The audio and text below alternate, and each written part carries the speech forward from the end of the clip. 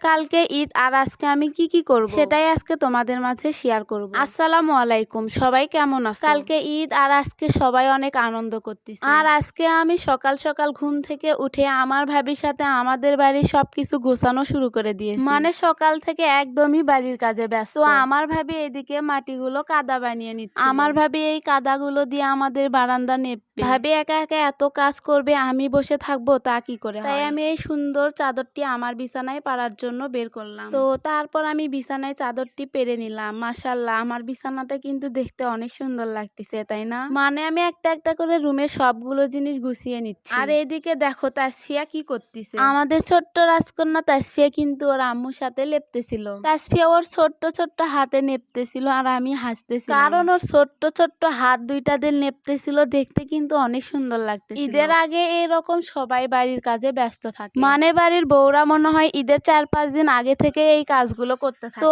আমরা এবার ঈদের 4-5 দিন আগে থেকে এই কাজগুলো করতে পারি। কিছু সমস্যার কারণে আমরা এবার এই কাজগুলো করতে পারিনি ঈদের 4-5 দিন আগে থেকে, তাই আজকে ঈদের আগের দিন এই কাজগুলো করতেছি। আর এদিকে দেখো তাসফিয়া শুধু পানি ঢালতেছিল। ও যে কেন এত ছোটটি সব কাজে পারাপারি লেগে দেয়। ওকে আমি বারবার বলতেছিলাম যে তোমার কাজ করতে হবে না, বাট কারো কথাই শুনবে না ও। আর দেখো ড্রেসিং টেবিলে কি পরিমাণ ময়লা পড়েছে। মানে গ্রামের বাড়িতে 2-1 দিন পরিষ্কার না করলেই কিন্তু এরকম হয়। তো তারপর আমি রুমগুলো এক এক করে গুছিয়ে নিয়ে ঝাড়ু দিচ্ছি। এইদিকে আমার বাবা জমি থেকে বেগুনগুলো উঠায় নিয়ে এসে মাপতেছিল। যেহেতু আগামীকাল ঈদ, বেগুনগুলো আর বিক্রি করা যাবে না প্রায় 10 দিন, তাই আজকে জমি থেকে সবগুলো বেগুন তুলে নিয়ে আসছে বিক্রি করার জন্য। বাট আমার মনে হচ্ছে আজকে বেগুনগুলো কম দামে বিক্রি করতে হবে। মানে কালকে ঈদ আর আজকে কে বেগুন কিনবে? তো আমি সকাল থেকে সবকিছু গুছিয়ে দিয়ে ঝাড়ু দিয়ে দিলাম। তারপর আমার ভাবি সবগুলো রুম এক এক করে মুছতেছিল। আর আমি চলে গেলাম আমার ছোট্ট বাগানে। আর বাগানে গিয়েই দেখি একটি গোলাপ ফুল ফুটেছে।